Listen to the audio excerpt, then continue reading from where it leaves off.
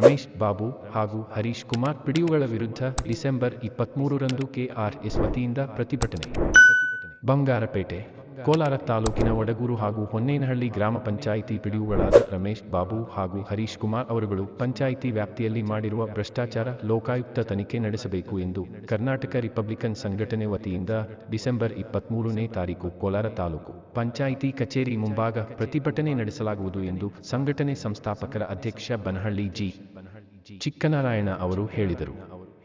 ಬಂಗಾರಪೇಟೆ ಪಟ್ಟಣದ doctor B.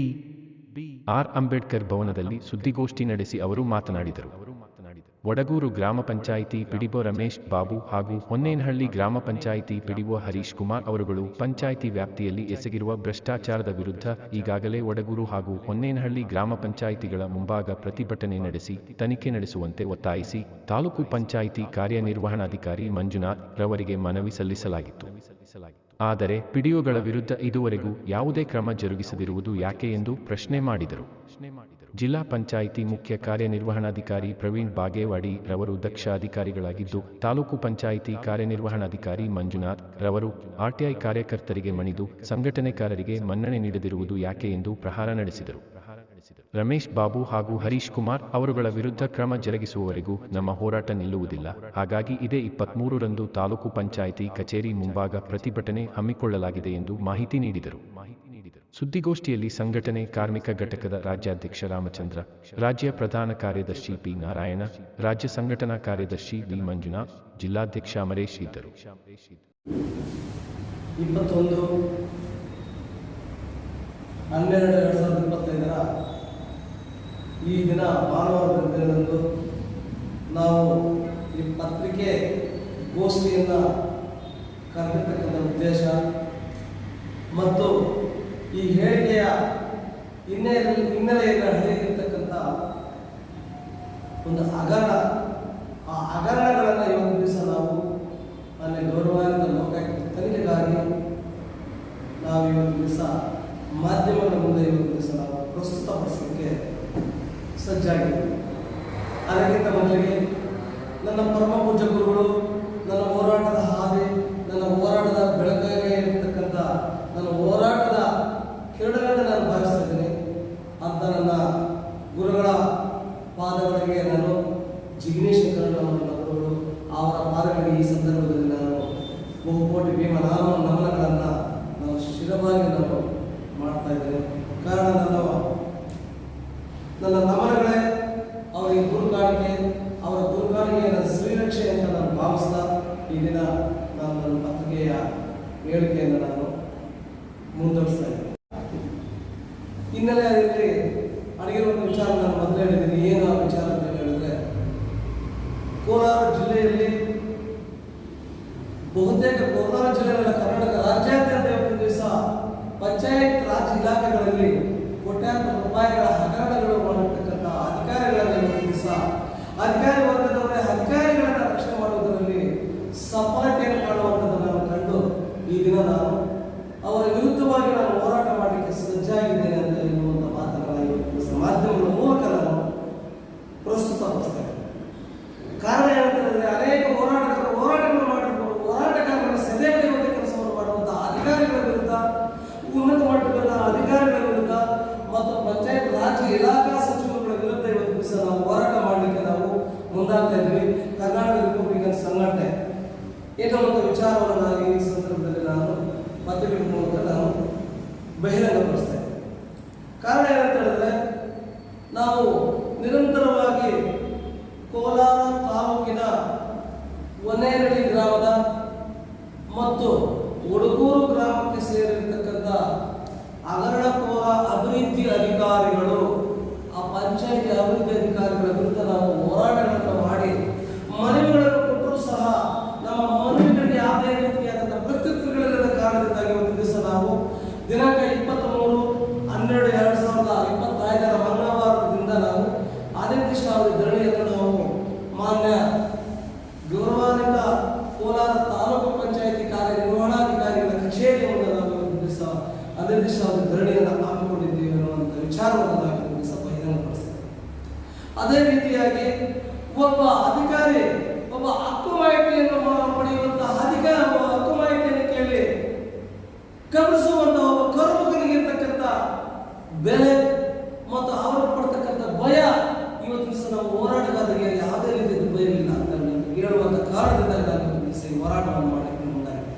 ಯಾಕೆ ಒಬ್ಬ ಹಕ್ಕು ಮಾಹಿತಿ ಹೆಸರುಕೊಂಡು ಕಬಳಿಸಿರ್ತಕ್ಕಂಥ ಕದೀಮ, ಆ ಕದೀಮ ಏನಾದರೂ ಇದುವರೆಗೂ ಅವನಿಗೊಂದು ಪೊಲೀಸ್ ರಕ್ಷಣಾ ಇಲಾಖೆಯಲ್ಲಿ ಕೂಡ ರಕ್ಷಣೆ ಒಂದು ಪೊಲೀಸರು ಕೊಟ್ಟಿದ್ದಾರೆ.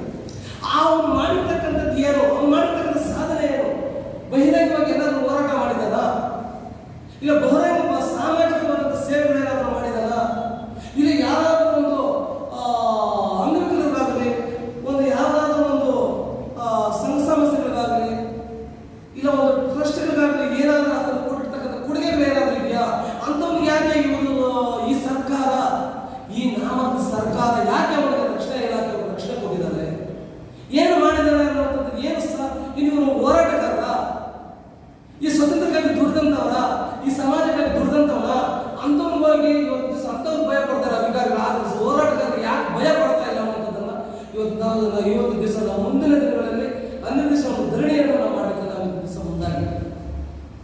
ಹಕ್ಕು ಮಾಹಿತಿಯನ್ನು ಕೇಳಿ ಅರ್ಜಿಗಳನ್ನು ಕೊಟ್ಕೊಂಡು ಇವತ್ತು ದಿವಸ ಅಲಂಕೋರ, ಹಗರಣಕೋರ, ದಗಾಕೋರ, ದಗಲಬಾಜಿ ಇವತ್ತು ದಿವಸ ಯುವಕರ ಸುತ್ತಾಟ, ನಾವು ಒಬ್ಬ ಮನೆ ಸುತ್ತ ಅವನು ಸಮಾಜ ಸೇವಕರ, ಅವನು ಭಯಪಟ್ಟು ಇವತ್ತು ದಿವಸ ಎಲ್ಲ ವಿದ್ಯಾರ್ಥಿ ನಿಲಯ ಪಾಲಕರು, ಒಂದು ನಿಲಯ ಪಾಲಕರು ಮತ್ತು ಅಧಿಕಾರ ವರ್ಗದವರು ಮಾನಸಿಕವಾದಂತಹ ಇಂತಿಷ್ಟು ಹಣವನ್ನು ಕೊಡ್ತಾ ಇದ್ದಾರೆ. ಅವನಿಗೆ ಯಾಕೆ ಹಣ ಕೊಡಬೇಕು? ಅವ್ನು ಮಾಡಿರ್ತಕ್ಕಂಥದ್ದೇನು? ಹೋರಾಟಗಾರರು ಹೋರಾಟ ಮಾಡುವುದೇ ತಪ್ಪು. ಹೋರಾಟಗಾರರು ಹೋರಾಟ ಮಾಡಿ ಮನವಿ ಕೊಟ್ಟರು ಕೂಡ ಪುರಸ್ಕರಿಸತಕ್ಕಂಥ ಅಧಿಕಾರಿಗಳು ಯಾವುದೇ ರೀತಿಯಾದಂಥ ಶಿಸ್ತಿನ ಕ್ರಮ ಕೈಗೊಳ್ಳದ ಕಾರಣದಿಂದಾಗಿ ಹಗರಣಕೋರ ಅಧಿಕಾರಿಗಳನ್ನು ಮರೆಮಾಚುವಲ್ಲಿ ಸಂಪ್ರದಾಯಗಳನ್ನು ಕಾಡ್ತಾ ಇದ್ದಾರೆ ಅನ್ನುವಂಥ ವಿಚಾರವನ್ನು ನಾನು ಇವತ್ತು ಮಾಧ್ಯಮಗಳ ಮೂಲಕ ನಾನು ಘಂಟಾಘೋಷವಾಗಿ ನಾನು ಕಾರವಾರ ಮಾತಾಡ್ತಾ ಇದ್ದೇನೆ. ತಾಲೂಕು ಪಂಚಾಯತಿಯ ಕಾರ್ಯನಿರ್ವಹಣಾಧಿಕಾರಿಗಳಾದಂಥ ಮಂಜುನಾಥ್ ಮಾಡಿರ್ತಕ್ಕಂಥದ್ದು ಕಳ್ಳರಿಗೆ ರಕ್ಷಣೆ ಕೊಡ್ತಾ ಇದ್ದಾರೆ. ಕಳ್ಳರ ರಕ್ಷಣೆ ಕೊಡ್ತಕ್ಕಂಥ ಈ ಮಂಜುನಾಥ್ರವರು ಮತ್ತು ಜಿಲ್ಲಾ ಪಂಚಾಯತ್ ಮುಖ್ಯ ಕಾರ್ಯನಿರ್ವಹಣಾಧಿಕಾರಿಗಳಾದಂತಹ Praveen Bagewadi is very good. 100% ನಾನು ಅವರ ಸೇವೆಯನ್ನ, ಅವರ ಒಂದು ದಕ್ಷತೆಯನ್ನ, ಅವರ ಪ್ರಾಮಾಣಿಕತನವಾದಂತಹ ಕಾರ್ಯವೈಖರಿಯನ್ನು ನಾನು ಅಕ್ಸೆಪ್ಟ್ ಮಾಡ್ತೀನಿ. ಆದರೆ ತಾಲೂಕು ಪಂಚಾಯತ್ ಕಾರ್ಯನಿರ್ವಹಣಾಧಿಕಾರಿಗಳಾದಂತಹ ಮಂಜುನಾಥರವರು ಕಳ್ಳ ಕರುಬಕರನ್ನ ರಕ್ಷಣೆ ಮಾಡುವುದರಲ್ಲಿ ಅವರು ತಮ್ಮ ಮೇಲ್ಗೈಯನ್ನು ಸಾಧಿಸ್ತಾ ಇದ್ದಾರೆ. ಆದ ಕಾರಣದಿಂದ ನಾವು ಹುಡುಗೂರು ಗ್ರಾಮ ಪಂಚಾಯತಿ ಅಭಿವೃದ್ಧಿ ಅಧಿಕಾರಿ ರಮೇಶ್ ಬಾಬು, ಮಿಸ್ಟರ್ ರಮೇಶ್ ಬಾಬು, ನೀವು ಮಾಡಿರ್ತಕ್ಕಂಥದ್ದು ಹಗರಣಗಳು ಒಂದಲ್ಲ ಎರಡಲ್ಲ ಕೋಟ್ಯಾಂತರ ರೂಪಾಯಿ ಮತ್ತು ನಾಚಿಕೆ ಆಗಬೇಕು. ರಮೇಶ್ ಬಾಬು ಏನು ದಿಮಾಗ್ ನಿಮ್ಮ ತಾತ ಮಾಡಿಸುತ್ತೆ ಪಂಚಾಯತಿ, ನಿಮ್ಮ ಅಪ್ಪನೇ ನಡೆಸುತ್ತಾರೆ ಪ್ರತ್ಯೇಕವಾದಂತಹ ಖಾಸಗಿ ಕಚೇರಿಯನ್ನು ಕಟ್ಟಿಸಿದಲ್ಲ, ಸರ್ಕಾರಿ ಕಚೇರಿಯನ್ನು. ಅವನು ರಮೇಶ್ ಹರೀಶ್ ಅವ್ನು ನಾನು ಯಾರು ಏನು ಮಾಡಿದ್ರೆ ನನಗೇನು ರಾಜಕಾರಣ ಇದೆ, ಇವಾಗ 1 ಲಕ್ಷ ಪುಸ್ತಕ ಕೊಟ್ಟರೆ ನನಗೆ ಏನು ಬೇಕಾದರೂ ಮಾಡ್ತಾರೆ ಅನ್ನುವಂಥ ಮಾತನಾಡ್ತಾರೆ. ಇದು ನಿಜವಾದ ಸತ್ಯ ಸಂಸ್ಥೆಗಳನ್ನು ನಾನು ಮಾಧ್ಯಮಗಳು ಪ್ರಸ್ತುತಪಡಿಸ್ತೇನೆ.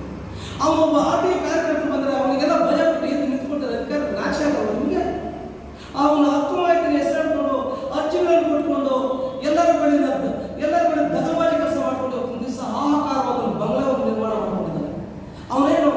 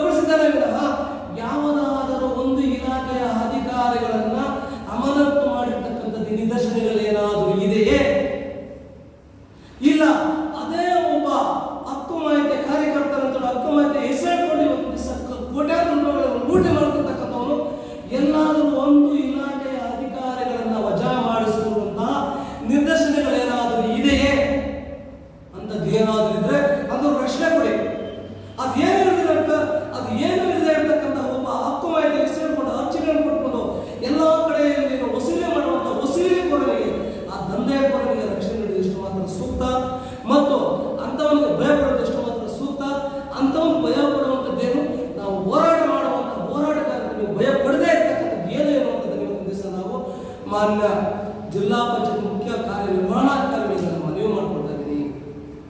ವಡಗೂರು ಗ್ರಾಮ ಪಂಚಾಯತಿ ರಮೇಶ್ ಬಾಬು ಅವರನ್ನ ಮತ್ತು ಹೊನ್ನೇನಹಳ್ಳಿ ಗ್ರಾಮ ಪಂಚಾಯತಿಯಲ್ಲಿ ಕಾರ್ಯನಿರ್ವಹಿಸಿದ ಹರೀಶ್ ಅವರ ವಿರುದ್ಧ ಶಿಸ್ತಿನ ಕ್ರಮ ಕೈಗೊಳ್ಳುವ ತನಕ ನಮ್ಮ ಅನಿರ್ದಿಷ್ಟಾವಧಿ ಧರಣಿಯನ್ನ ಕೋಲಾರ ತಾಲೂಕು ಕಚೇರಿಯ ತಾಲೂಕು ಪಂಚಾಯತಿ ಕಾರ್ಯನಿರ್ವಹಣಾಧಿಕಾರಿಗಳ ಕಚೇರಿಯಿಂದ ನಾವು ಅನಿರ್ದಿಷ್ಟಾವಧಿ ಧರಣಿಯನ್ನು ಹಮ್ಮಿಕೊಂಡಿದ್ದೀವಿ ಅಂತೇಳಿ ನಾವು ಈ ಸಂದರ್ಭದಲ್ಲಿ ಮಾನ್ಯ ಗೌರವಾನ್ವಿತ ಮಾಧ್ಯಮಗಳ ಮೂಲಕ ನಾವು ಪ್ರಸ್ತುತಪಡಿಸ್ತಾ ಈ ಒಂದು ಕಾರ್ಯಕ್ರಮಕ್ಕೆ ಈ ಒಂದು ಪತ್ರಿಕೆ ಹೇಳಿಕೆಗೆ ನಮ್ಮ ಕಾರ್ಮಿಕ ಘಟಕದ ರಾಜ್ಯಾಧ್ಯಕ್ಷರಾದ ಶ್ರೀರಾಮಚಂದ್ರ ಭಾಗವಹಿಸಿದ್ದಾರೆ. ನಮ್ಮ ಕರ್ನಾಟಕ ರಿಪಬ್ಲಿಕನ್ ಸಂಘಟನೆಯ ರಾಜ್ಯ ಪ್ರಧಾನ ಕಾರ್ಯದರ್ಶಿಗಳಾದಂಥ ನಮ್ಮ ಪಿ ನಾರಾಯಣ ಸ್ವಾಮಿ ಅವರು ಆಗಮಿಸಿದ್ದಾರೆ, ನಾರಾಯಣ ಅವರು ಆಗಮಿಸಿದ್ದಾರೆ. ನಮ್ಮ ರಾಜ್ಯ ಸಂಘಟನಾ ಕಾರ್ಯದರ್ಶಿಗಳಾದಂಥ ನಮ್ಮ ವಿ ಮಂಜುನಾಥ್ ಅವರು ಆಗಮಿಸಿದ್ದಾರೆ. ಮತ್ತು ಇದನ್ನೆಲ್ಲ ಉಸ್ತುವಾರಿ ವಹಿಸಿ ಹೋರಾಟಕ್ಕೆ ಮುನ್ನಾಗಿರ್ತಕ್ಕಂಥ ನಮ್ಮ ಜಿಲ್ಲಾಧ್ಯಕ್ಷರು ಅವರ ನೇತೃತ್ವದಲ್ಲಿ ಅನಿರ್ದಿಷ್ಟಾವಧಿ ಧರಣಿಯನ್ನು ನಾವು ನಿಗದಿಪಡಿಸಿದ್ದೀವಿ. ಅದು 23/12/2025 ಮಂಗಳವಾರದಂದು ನಮ್ಮ ಜಿಲ್ಲಾಧ್ಯಕ್ಷರಾದ ಅಮರೇಶ್ ಅವರ ನೇತೃತ್ವದಲ್ಲಿ ಹೋರಾಟವನ್ನು ಹಮ್ಮಿಕೊಂಡಿದ್ದೀವಿ. ನಾವು ಮಾನ್ಯ ಗೌರವಾನ್ವಿತ ಮಾಧ್ಯಮದ ಮೂಲಕ ಪ್ರಸ್ತುತಪಡಿಸ್ತಾ ಇದ್ದೀವಿ. ಜೈ ಹಿಂದ್.